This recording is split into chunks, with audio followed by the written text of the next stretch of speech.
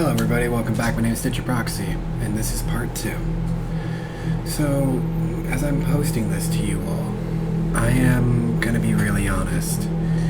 I'm still very shaken up from the night. I still don't understand anything of that creature, that monster. But my boss told me that he'll be there. I got a text about 7 p.m. at night from him, which his name is Gerald. He's a very nice guy, and he's always had my back when I worked in the company, when people were trying to make my life hell. But I trusted him. He told me that I would be able to come down right around 8 p.m. and he had brought something with him. I get down there about maybe 30 minutes early, where I can just get my nerves checked, where I can get everything ready. He already scheduled people to work the overnight shift. And about maybe 15 minutes as I'm just sitting in the car, taking a breath and listening to some music, I hear on the window, and I jump immediately, and it's just him. It's just George. Oh, he scared the living shit out of me. I looked at him and I just opened the door, and me and him sat outside for a little bit, and he told me what the plan was. He brought a lot of security cameras and some night vision and motion sensors. He's going to be hooking them up around the inside and some of the exits of the convenience store to see what this thing is and how to get in here unnoticed. I help him set up a few of the cameras. I look at the 2 clerks that we had working overnight. One was a 16-year-old, which this is around the summer, so he wanted to earn some extra money. He's a good kid. And we got him with one of the old guys, about in his mid-30s. We call him Frankie, Old Frank. And he's not always the nicest guy, but his heart is always in the right place. But Frankie would go outside, seeing what me and the boss are doing, and ask what's going on. I told him we're just setting up these cameras to keep an eye on what happened the night before with Tommy. We just want to keep an eye just in case none of those perps come back again, because we didn't tell anyone what actually happened. We just told them that Tommy got hurt really badly, and the people who were in the store killed him. That's all we could do. We don't want them to think we're crazy. We kept on the time as it's going right now to being 10 p.m. at night. It started to get really slow, which for us is kind of surprising, since around this time we get a lot of foot traffic for last minute beer runs, last minute snack runs, some are junkie guys who want to get some candy and stuff before they go get their high. But Frank went outside. Frank told me that he's gonna go out in the back and take care of some of the trash. I told him, yeah, go right ahead. I'm not technically on shift, but I'm still helping him because he's a 35-year-old man. He is not the strongest, and I want to make sure he's okay. As I go in the back to just make sure that he didn't drop a bag or hurt himself, I looked around for a bit, and I didn't see him. The trash bags are also just gone, so I thought he might have just got it done. And then I hear this scratching sound as my bones begin to shiver a bit. As when I turn around, what I see is that figure in... How did he... He's next to the dumpster. Partly inside of it. I know I said he was tall, but I never got a good look of how tall he truthfully was. Because our dumpster is about 6 feet in total. Him being able to just tower in a way, his chest is on the outside of the trash can. And my first instinct was to back up, but I couldn't move. I couldn't even think. I couldn't do anything. And then my brain wondered, where did old Frankie go?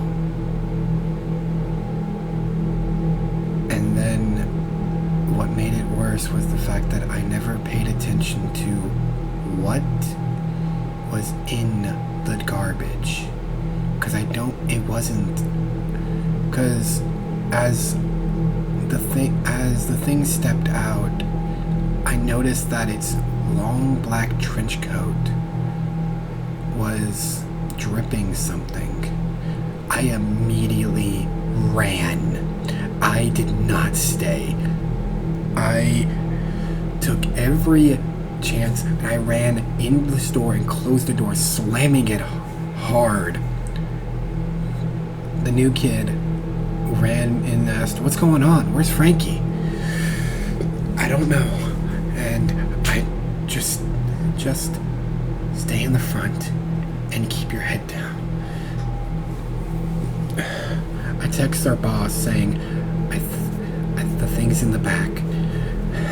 I need your help now.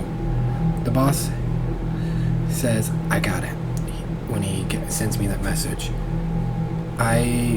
He meets me in the back and helps me as I take him to the back, and he was gone. But we did set up a camera back there, which is good. We thought maybe we could check the footage after in a little bit. But I told George, I'm gonna go check the trash, because Frankie said he was gonna do it and he wasn't back here. I then go into the dumpster and peek my head over, and I immediately threw up, as what I saw was old man Frankie, dismembered body in the trash bin. And what was, I guess, his face was so mangled. The only thing why I know it was him was his shirt was having his name tag. Everything else was just destroyed.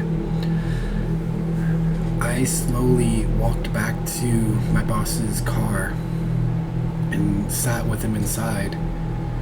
As we looked back through the footage, the camera he has is a high definition camera that can see through the dark.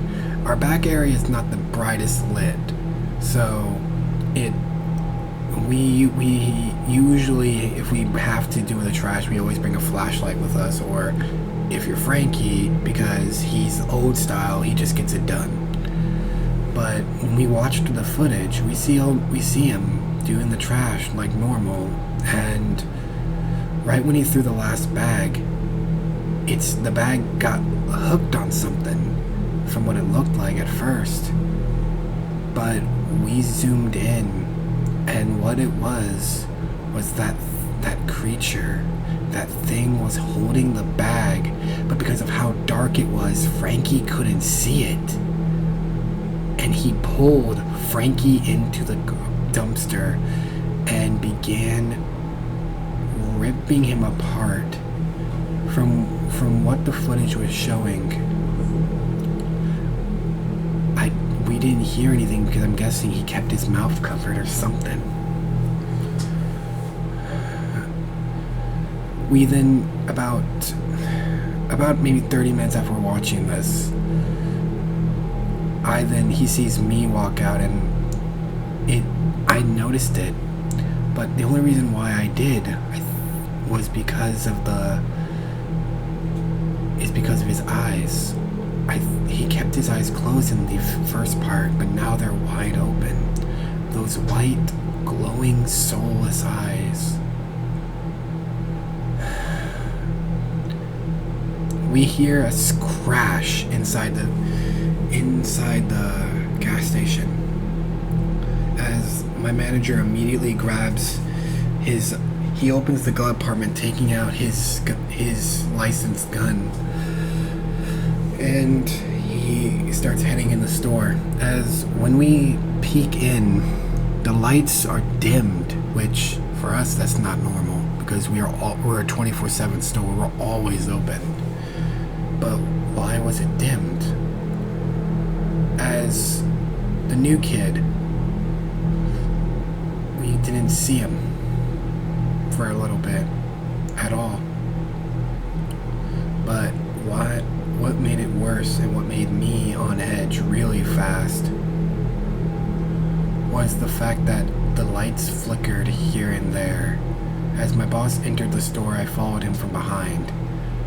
I stayed really close as when one of the lights flickered down one of the hallways we had where the icebox and the bathrooms are, I swore I would hear a faint chuckle and laughter. As then I stepped in something that was wet. As when I looked down, I stepped into a puddle of blood. And it was coming from where the register was.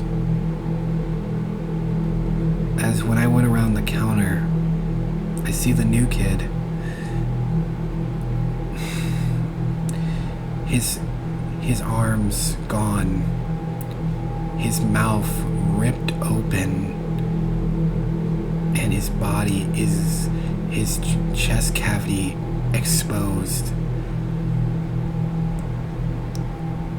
As I'm just staring, I can't think. I don't even know what to do at this moment.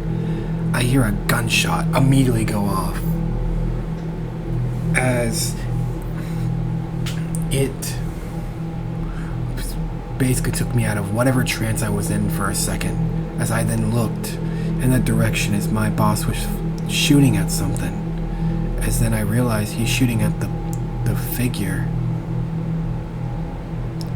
As I see him unload the entire clip, and this thing is still standing. As it starts slowly moving towards my boss, the only thing I hear next is a blood-curdling scream as this thing grabs my boss by his arms and overpowers him, which is something I'm never seen because George he's someone who can usually carry everything in our store easily, and he grabs him by his arms and legs and rips him in half, leaving his body on the ground as he just stares at it for a second. About 2 seconds later, I look back up. I cannot just look away from my boss's body. By that time, it felt like minutes. I didn't realize how quickly he moved. As once I kind of clicked back to reality, I looked up as he is standing right in front of me, smiling. You should have died that day. It wasn't your friend that I was looking for. It was you all along. My bones shivered. Now come with me, my little toy. As I my instinct kicked in immediately as I tried to run, as I slipped on the new kid's blood. I ran outside. As I turned back, I see that thing staring at me, almost as like a way of taunting me, as he would wave. I got back in my car and drove away. The next morning, when the morning crew came in and called the cops and everything, I got called because I was on some of the footage, and I couldn't lie. I couldn't even think of any way to say this was not real. I explained every detail to the officers, and they didn't believe me because the footage they saw was that they killed themselves, that they ripped themselves apart, hurt themselves, did everything to themselves. But I tried to convince them that this wasn't the case, that my friends died. My friends, my boss, everything, that thing killed them. They're probably thinking that I'm not okay seeing them kill themselves, that I might be not all the way there.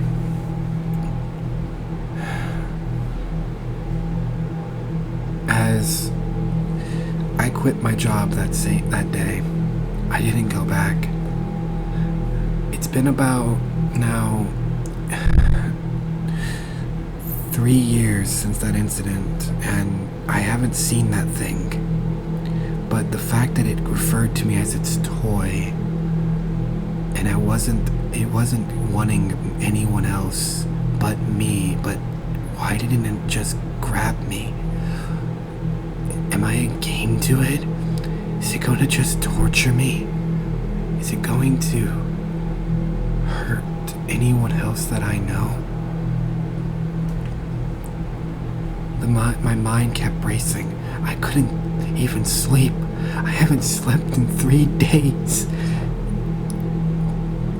I haven't slept well. I've been still thinking about that day over and over and over. When I have my new job, I work as a